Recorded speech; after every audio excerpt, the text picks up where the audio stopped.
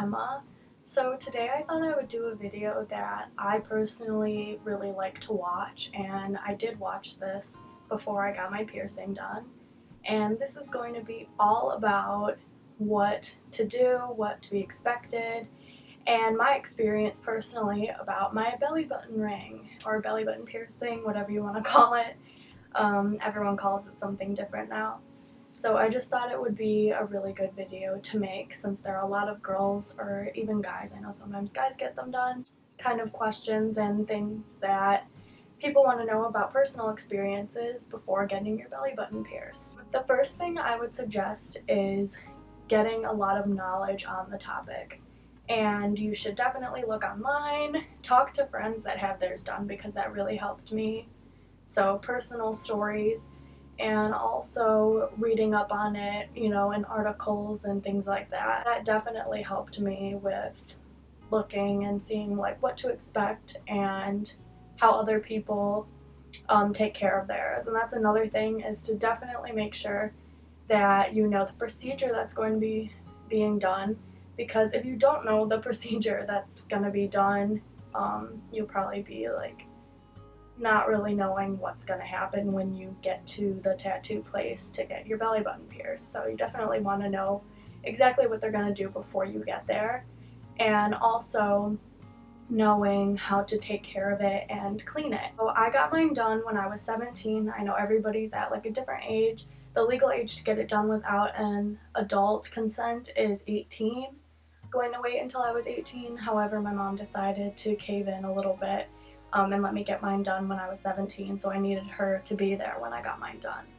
To kind of recap before I got mine done, I talked to some friends and people that I knew that had theirs pierced. Lots of people said, some people said it was painful, other people said it didn't hurt at all, so I didn't really know what to go off of. Everybody has a different pain tolerance, so that's one thing to keep in mind, is you never really know until you get it done. So I continued to ask around and look online and see kind of the procedure, how to care for it. Lots of things also will tell you different ways to care for it. I'll tell you my personal way when I get into it. And yeah, so after I did all of the research about the piercing itself, the next thing to do is to look at tattoo shops that you would be interested in getting it done at. You want to look for really good reviews on it, because obviously you don't want to go to a crappy place to get your belly button pierced, because not only can that be really dangerous because of things transferred through a needle, you don't want to end up having it look bad because the holes are there permanently, and that would not be good. So definitely research, and lots of places will have reviews on it.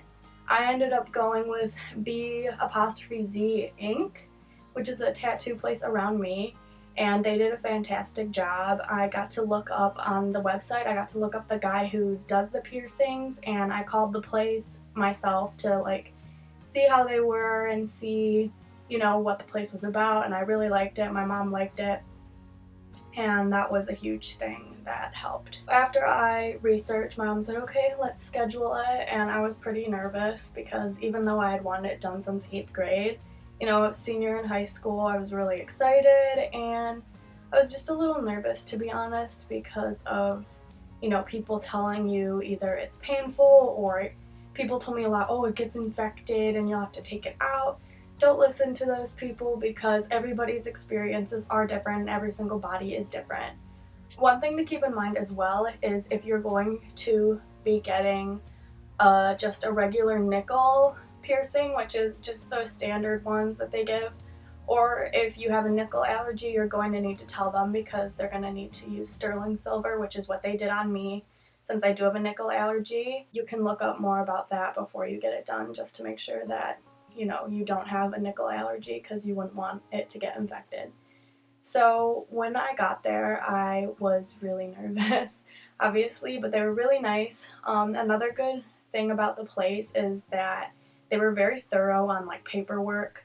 They checked all of our IDs, they checked everything, they checked my mom's license and all of that stuff, so that we knew that they were reliable. Before I got mine done, I got to pick out the piercing that I wanted.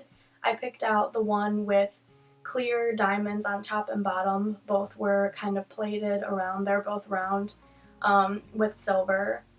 They have tons of different ones depending on what place you go to. I'm pretty sure all of them have a big variety to choose from. And yeah, I definitely was really excited because there was so many to choose from. And the guy actually showed me what he was doing to clean the piercing and clean the needle before he even took me back, which was awesome. He showed me the process of cleaning and disinfecting, which was a really good sign because, you know, you definitely want all the needles and the piercing to be very clean and sterile before you get it done. We waited around a little bit for him to be done with the piercing, and then I was called back and I was really nervous. And the one thing that people I think are most scared about is the clamp, which is something that they used to use for belly button piercings, and lots of places do not use them anymore.